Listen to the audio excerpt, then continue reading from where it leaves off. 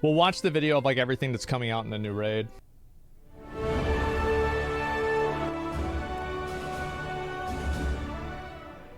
Hey folks, this is CatDany. The Dragonflight story is taking a huge leap forward with the release of patch 10.2 Guardians of the Dream, which goes live on November 7th. We have so much new content coming our way, including a brand new zone in the Emerald Dream with 3 public events to take part in and a new faction to befriend and earn renown with. Season 3 of I haven't maxed out my renown with a single faction in Dragonflight because I just don't give a shit. Like, eventually I'll do it, but I haven't done a single one. Dragonflight introduces a new 9-boss raid with a special legendary axe, a whole new rotation of dungeons for Mythic Plus Keystones, PvP updates, and adjustments to how the gear upgrading system works. Then there are dragon riding updates, class reworks, balance and tuning changes, and more. So let's go through everything coming in patch 10.2 Guardians of the Dream. Okay. We're finally heading into the Emerald Dream. The new zone is a pocket of the dream that surrounds the blossoming world tree of Yggdrasil. It's almost... I'm gonna say again, I'm actually very disappointed with the way that the Emerald Dream looks. I am. I feel like the Emerald Dream should have been Green Pan's Labyrinth. I think it should have been kind of scary. This just looks like, you know, 5 of the other zones that have Val Shara and Legion.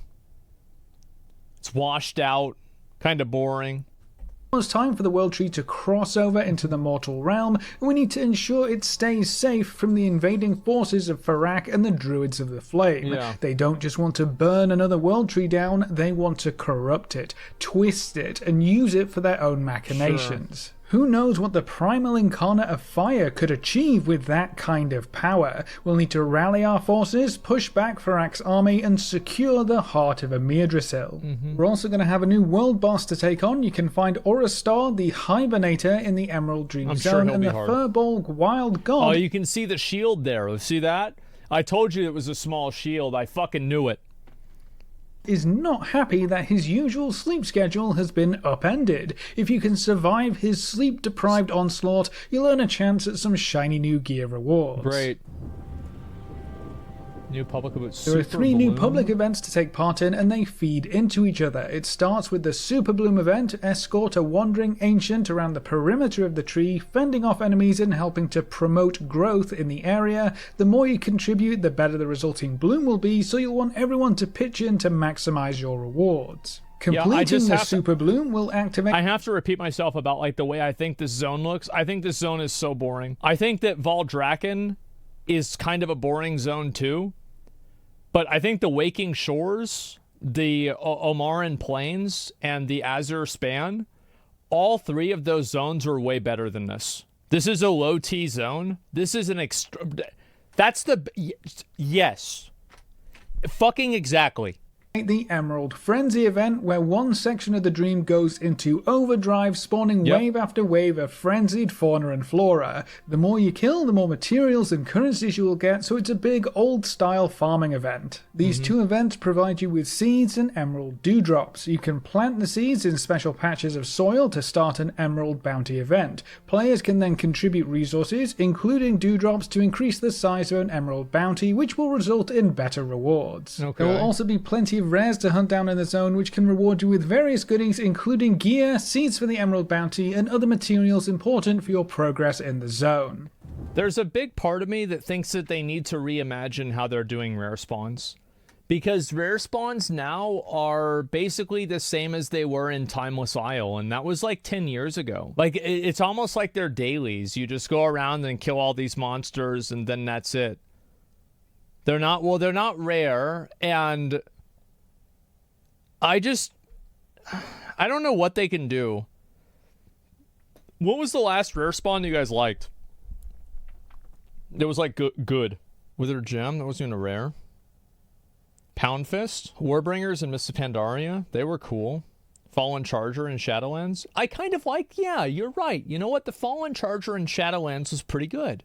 Yeah, I actually kind of like that one. I don't know. I just think that, like, it's almost like they just put these mobs in the game just for you to, just to give you something to do. Fallen Charger was so annoying to get. Oh, I got it. I love that mount. A new zone also brings us a new faction to earn favor with. Soundless? The Dream I hated Wardens are the Soundless. resident protectors of the Dream. They'll need our help to fight back against the invading forces and return the Dream to its once tranquil state. Progressing through the Renown track will unlock new ways to interact with the Emerald Dream Zone, like getting different seeds or special abilities for the public event. There are various gear rewards, you can earn crests and flight stones, as well as plenty of cosmetics like mounts, dragon riding customizations, and pets. Okay, It's not just story content. Patch 10.2 brings us into Season 3 of Dragonflight with all new content and rewards, starting with a new 9-boss raid. This is gonna sound like this is gonna be more of like my like boomer takes with like raids, and so I want to talk about it a little bit. So It's not just story content. I think it's kind of weird that like the NPCs are just sitting there at the beginning of the raid tier. Like there's like Ysira's daughter, I forgot her fucking name, and then Tyrande. Like I feel like this is like it's like they're welcoming me to Chuck E. Cheese, but Chuck E. Cheese is like full of lava. It's like a picnic. Yeah, I don't know. Like, you remember back whenever you go to Molten Core, and like I don't know. I feel like it was like a real raid. You know, you like it was a big deal. Like you go to Molten Core. It's really not that bad. I mean, it's not that bad. It's not like I hate the game because of it, but it's just the aesthetic, right? It's just the aesthetic. Or Tomb of Sargeras. Yeah, Tomb of Sargeras is kind of the same way, right? Like Illidan was there. But like somehow it wasn't as bad. So ICC did it though? Yeah, but ICC it was like... Yeah, I kind of made an exception for that because it was like the first time they had really done that. Like in a serious way, it kind of made sense. But like now I feel like it's always like this. Patch 10.2 brings us into Season 3 of Dragonflight with all new content and rewards, starting with a new 9-boss raid, Amir Drasil, the Dream's Hope. The Primal Incarnate of Fire, Farak, seeks to corrupt the heart of... Wait, Ulduar? If it works, why change it? Ulduar was like that? Yeah, I mean, Ulduar had like a couple of NPCs there, but like ICC, it was like, there's like 50 fucking people there, right? It's a totally different thing. This new world tree and claim its power for himself. We'll need to push through various defenses of the Dream and conquer Farak's invading fiery forces to clear a way to the Primal Incarnate himself. Stopping Farak is the only way to prevent him from bathing the world in flames. That's bad. There's another legendary weapon waiting at the end of this raid. If you can take down the Primal Incarnate, you may just walk away with his legendary two-handed axe, Firelath the Dream Render. That's going to be a fantastic addition to any strength user's weapon. Look how he holds it, bro. Okay, let's talk about this. This is a problem Blizzard's had for a while. So we keep having... This is another low T moment. It is. Why are you holding it there? You should be holding it right here. Not this. This is what it should be. I don't fucking get this. Weight distribution? Who the fuck can carry this? You realize if somebody was carrying something like this, a solid metal thing, this would be like 150 pounds? Nobody's gonna carry this. Are you fucking kidding me? I don't care about, oh, well, look how much strength my character has. He's got like 3,000 strength. Like, he should be able to hold the bottom of it. What the fuck? I'm so sick of this shit. It's so dumb. He's wearing boulders on his shoulder, but he can't hold the axe at the bottom? Get the fuck out of here. He should be holding it at the bottom because it looks cooler. This is so dumb. It makes me mad. I don't know what the hell they're thinking. As for the Mythic Plus system, Season 3 will bring a whole new rotation of dungeons to explore. We'll be delving back into Waycrest Manor. What are they adding? Waycrest Manor, the War, the Dawn of the Tides. Oh, that's going to be interesting. A Tal Dazar, Darkheart Thicket, Blackrook Hold, the Throne of the Tides, and the Everbloom dungeons. The two wings of the Dawn of the Infinite Mega Dungeon also join the roster to give us 8 different Mythic Plus dungeons to master. We also have updates for the new PvP season. PvP gear... I think it's kind of crazy. It's like kind of very telling, in my opinion, of like how over-designed dungeons are. Like, do you remember how easy Shadow Moon Burial Grounds was? And, like, that expansion just came out, like, in Warlords of Draenor. It's not like it's a classic dungeon or whatever. I feel like the amount of shit you have to do in Mythic Dungeons is, like, way too high. Like, the amount of, like, mechanics and spells the mobs cast. Like, it's just too much, man. And progression will now use the Flightstones and Crests upgrading system, so that's in line with every other endgame content type. There's also a new brawl called Battleground Blitz. It's a solo queue battleground brawl with smaller teams and a faster pace. Yeah, we'll see and how of course, a new season brings us all new tier sets and bonuses to change up how your class or spec works, provide additional effects to certain talents or passives. A lot of people say, like, oh, you're just bad, get good. Well, like, what happens whenever most players are bad? If, like, the majority of the players are bad or below average, why do you keep making content for, like, the 1% of players? Like, I think this is dumb. And gives you several new awesome transmog sets to collect. A very important change regarding tier sets is that the Revival Catalyst timeline has been adjusted quite dramatically. The Season 3 Catalyst will be available in the very first week, giving you faster access to those important tier set pieces and bonuses. The Season Mastery achievement will also be returning, giving you access to a heroic item level tier piece of your choice for completing a major milestone achievement. You can clear the new raid on heroic mode, get up to 2000 Mythic Plus score, or reach Challenger 2 or above in rated PvP. In addition to that, the last boss of the Emir Drasil raid will also drop Omni tokens, just like Sarkareth did in Season 2. With these three options combined, everyone will have more options for obtaining their new tier set in Season 3. Overall gear... Yeah, I feel like tier sets are just something that you should kind of expect to have, you know? Progression will be changing as well. The fragments for crests have been removed, so you only have to worry about collecting and using the actual crests now, and your crests will be moved to the currency tab, saving you precious bag space. The heroic and myth upgrade tracks have been extended to allow you to upgrade your gear even further than before, and will have the option to trade up crests after you reach an appropriate item level. Yeah, sure. This cracks open the overall gearing potential of every player, and as a bonus quality of life addition, if you have a cap on crests, completing additional content of the same level will automatically reward the next tier down of crests, so you can focus on playing the game. Okay, and then I think that's a good thing. Yeah, alright, that's fine. Stop making gear free. I mean, it's too late for that, man. And also, like, everybody says, like, when was gear not free? Like, at the beginning of Wrath, you just do Nax and you just get all the gear. Wow, so hard. Like, I don't know. I feel like, and like, even in like, Classic, everybody says, like, oh, well, that's when it was hard to get gear. Not really. I feel like everybody had really good gear in Classic. What do you mean? Oh, clearing Molten Core? What the fuck? Gatekeeper Andy, yeah. Vault will also see some changes heading into the next season. You will only need 2, 4, and 7 boss kills to fill up the raid reward row, and then the dungeon row is becoming more accessible, with Heroic Dungeon, Mythic Zero Dungeon, and even Time Walking Dungeon runs all counting towards the dungeon reward row, so getting some loot from your weekly vault will be easier than ever before. Great.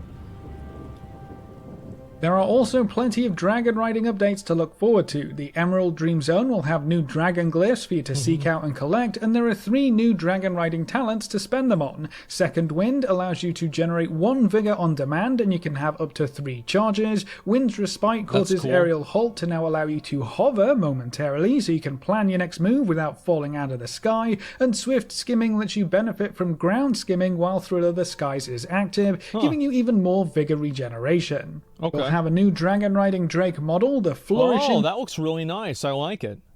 Whimsy Drake, which will obtain very early on in our Emerald Dream adventures, and of course there are loads of new customization options to get your hands on for the new Fairy Dragon, as well as the other Drake models we've collected so far. The Dragon Riding Cup events are also expanding to include other continents, with Outland, Northrend, Pandaria and the Broken Isles Cups events joining the roster, so we'll be able to race on almost any continent while these events are active. Lovely. And there's even a new achievement coming in 10.2 that allows you to use the old style of flying and all of your old flying mounts in the Dragon Isles. By completing the Dragonflight Pathfinder achievement, you'll be able to choose which flying style you want to use to get around the Dragon Isles. I think this is a good thing overall. Personally, I like the old flying better than dragon riding because I can tab out while I'm doing it.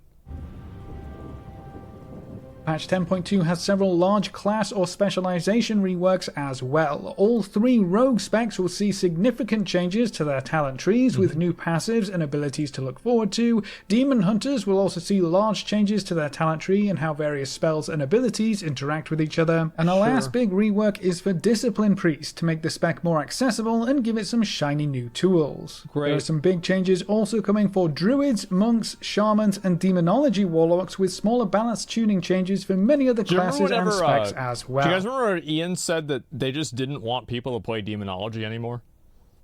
They're like, yeah, so we're just going to make it bad so people don't play it. Bro, that was so funny. When he said that shit, I was like, what the fuck? Yeah, it's like, yeah, dude? we don't want you to play this anymore. This is a stupid spec, and like we don't know what we're doing, so we're just going to make it bad. Stop doing it. And then there are also new customization options for Blood Elves, new Moonkin Druid forms and appearances, user interface and quality of life updates, and so much more. With so much new content packed into this patch, there's something for everyone in Guardians of the Dream. But that's everything coming in patch 10.2, so that's it for this video. Thanks for watching, folks. Good luck and have fun, and as always, I'll see you next time. That was a pretty good video. It was fair. It was Blizzard. I guess Blizzard had CatDany make this video for them. It's really nice. Yeah, I'll link it to you guys. Like, am I right about this though? Where like heading into the this is like, it's so low T. Like, dude, imagine, bro. If here's the reason why. Okay. Is that whenever Blizzard introduced this whole idea of the cosmology chart, and the light and the void, and the good part of the void and the bad part of the light, I feel like in each of their purest forms, each of these different elements should be terrifying. Whether it's the light or the void or like growth or anything like that. And I just feel like the Emerald Dream, again, it should have been the green Pan's Labyrinth zone. Totally weird fucking mobs, like creepy creatures, like massive, like weird growths in places. Yeah, it's to accommodate. Yeah, it's. I just feel like it's too safe, man. It's too fucking safe. Low test EOT. Yeah, it is. It's low T, man. Ardenweald looked better. Ardenweald was fucking amazing. I loved Ardenweald. And so, yeah, this is just like, come on, guys. Like, let's do something a little bit more exciting. Uncontrolled and rapid evolution. Yeah, exactly. I mean, that's what the Emerald Nightmare is for, though? Well, that's not the Emerald Nightmare, though. The Emerald Nightmare was corrupted by Xavius. That's a totally different thing. Like, yeah, no, absolutely not. Like Gorgrond? Yeah, Gorgrond was really nice. I liked Gorgrond. Everbloom was like this? Yeah, Everbloom was kind of like that. New World made a better Emerald Dream Zone with their new zone. They did, yeah. I feel like, yeah, the new zone in New World looked kind of like how I would have wanted the Emerald Dream to look, but even more than that. Yeah, I don't know. I still think it's not like, it's not scary enough, you know? It's not green enough? Yeah, maybe not. I'd have to look at it again more. The new worlds and zones feel overly designed. I get they're trying to make the zone for players, but I can't feel that way because the world practically won't let me. I just wish that, like theoretically, this is going to sound like, again, this is just like all, like, just me talking about, like, what I wish the game was like. I wish that there were no borders in the zone. Take part in, and they like, feed into each other. Event is it like paused? By one section yeah, of like this, right? This looks like every single other zone in the entire game. It does. It looks like every single other zone. I think it should have been like just a vast... Like, there shouldn't have been an end of the zone. something like a weird like tentacle. If you got too far off the map, weird tentacles and things should have come out and tried to kill you. Do you remember back like in Eye of Ashara, whenever you would go into the water and you'd get killed by the shark? That's what it should have been like. Like in BFA, yeah. And it would have felt like it was this endless growth. Consumed by the ground. Yeah, exactly. Like they just slowly pull you down farther and farther and farther until you get like pulled into the dirt and it just kills your character. Yeah, I would love that. And yeah, it's just got to be something like that's more... I don't know. I just feel like personally I'm so disappointed that the Emerald Dream Zone just looks like the exact rest of the entire game. There's nothing that's like unique or special about this zone. It's supposed to. I understand that it's supposed to, but you're actually wrong. So what you're saying is that the Emerald Dream is supposed to mirror the real Azeroth, but it doesn't even do that. It's just a shittier new zone. So like your argument is stupid and it's not even accurate even if you assume what you're saying is true. So glad you've already explored it all. I mean, you look at the map, that's what it's going to be, man. Same as Zereth Mortis was the same, not interesting. I'm going to be honest. I think Zereth Mortis was way more interesting than this. I did. I liked Zereth Mortis as a zone. It was cool. Now, was it as cool as it could have been? No. But it was cool. It had new shit. Yeah, it was actually good. And I never got into WoW, the restart version and classic version. Don't know what the difference is functionally. So in retail WoW, there are 17 mechanics, and in classic WoW, there's 1.5. That's basically where it's at.